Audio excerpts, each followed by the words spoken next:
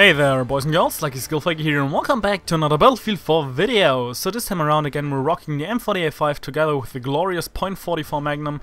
And again, I still haven't figured out the .44 Magnum. I'm still a little bit rusty with it. It feels like the scopes are kind of, or the iron sight's a little off sometimes. But again, today we're not talking about my setup, which basically would be my Battlefield 3 Perfectionist Setup, by the way. But again, we're not talking about that, but again, about the new pre-released final stand version maps from the CTE client. I always mess up that sentence, but you know, the final stand DLC maps are currently there, or better said, the pre-released versions from the final stand DLC are currently on the CTE for bug testing, which I'm doing right here. And again, I'm showing you the footage of it as well. So regarding gameplay though, there's basically again two parts to the map. There's the big outer ring where you have all the wide open fields, the snow, the containers, and in the middle you got the hangar, which I'm right now. And when I was gathering footage, I was like, okay, I'm cutting it together because this video only consists of highlights. And I was like, okay, I'm doing this and that, and damn it, now I only got footage from the outside, only the outer ring and the open wide fields, and I have to show something from the hangar as well. So I somehow now though ended up with mostly hangar gameplay, so I hope that's okay with you guys, but I promise you we'll go outside later again.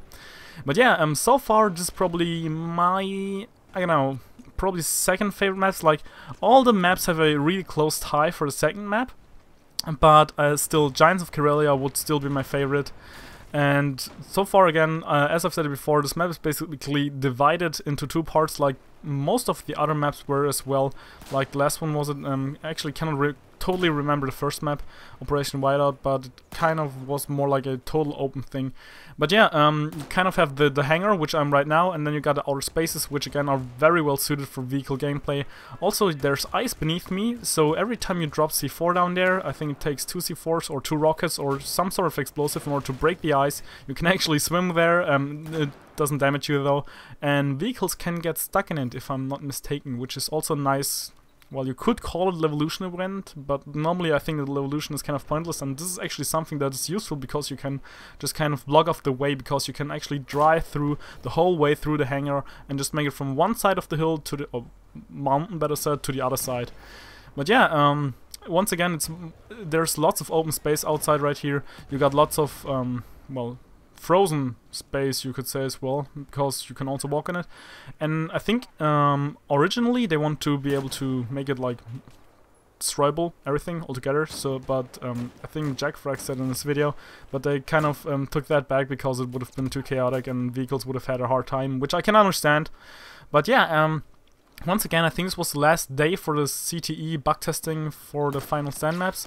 I think there will be one more day where they will try out Capture the Flag on, I think, the last map. I'm not quite sure, again, I have to check it up on the CTE Battlelog site. But yeah, so far I've been enjoying these maps. I also think it's kind of a cool idea that they let us bug test them.